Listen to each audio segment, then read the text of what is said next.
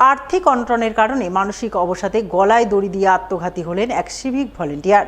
শনিবার এই ঘটনাকে ঘিরে জোর চাঞ্চল্য ছড়ালো মালদার চাঁচল থানার সদরপুর এলাকায়। জানা গেছে, আত্মঘাতী সিভিক ভলান্টিয়ারের নাম মিঠুন সরকার। বয়স ৩৫ বছর। বাড়িতে রয়েছে বৃদ্ধা মা, স্ত্রী সহ এক নাবালক সন্তান। তিনি পেশায় ছিলেন চাঁচল থানার সিভিক ভলান্টিয়ার। পরিবার ও স্থানীয় সূত্রে খবর, মিঠুন সিভিক ভলান্টিয়ারের স্বল্প বেতনে ঠিকঠাক সংসার চালাতে পারছিলেন না। অনেক ধার দেনায় পড়ে গিয়েছিলেন। তাই বাড়তি অর্থ রোজগারের আশায় তিনি মাস দুয়েক ভিন রাজ্যেও কাজ করেন। এরপর ফের বাড়ি ফিরে সিভিক ভলান্টিয়ারের কাজে যোগদান করেন। কিন্তু পরিবারের অভাব অনটন, ধার দেনা নিয়ে তিনি প্রচণ্ড মানসিক অবসাদে ভুগছিলেন। সেই অবসাদ থেকেই এদিন বাড়িতে শোয়ার ঘরে গলায় দড়ি দিয়ে আত্মঘাতী হন বলে খবর। পরে চাঁচল থানার পুলিশ গিয়ে মৃতদেহটি উদ্ধার করে ময়না তদন্তে পাঠায়।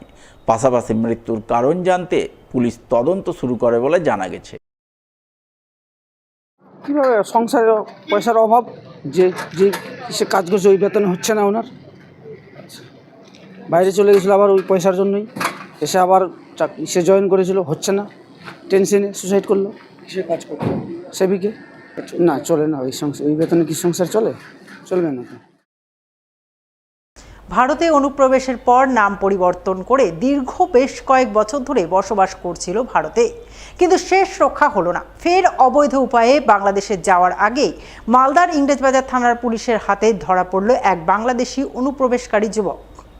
জানা গেছে, ধৃত বাংলাদেশি যুবকের নাম হৃদয় মিয়া। বয়স 20 বছর। বাড়ি বাংলাদেশের নারায়ণগঞ্জ জেলার সোনারগাঁও থানা এলাকায়। তাকে জিজ্ঞাসাবাদ করে পুলিশ জানতে পেরেছে সে কয়েক বছর আগে ভারতে অনুপ্রবেশ করে বেঙ্গালুরুতে বসবাস করছিল। এমনকি সে ভারতে এসে নাম পরিবর্তন করে প্যান কার্ড বানিয়ে ফেলে। তার কাছে উদ্ধার হওয়া প্যান কার্ডে তার নাম পুনিত কুমার দেখানো হয়েছে বলে খবর। আরও জানা গেছে, শুক্রবার সে মালদার মহদীপুর এলাকায় সন্দেহজনকভাবে ঘোরাঘুরি করছিল। ওই সময় বিশেষ সূত্রে খবর পেয়ে ইংরেজবাজার থানার পুলিশ তাকে পাকড়াও করে। এরপর শনিবার ধৃত বাংলাদেশিকে 10 দিনের পুলিশি হেফাজতে পেশ করে মালদা জেলা আদালতে।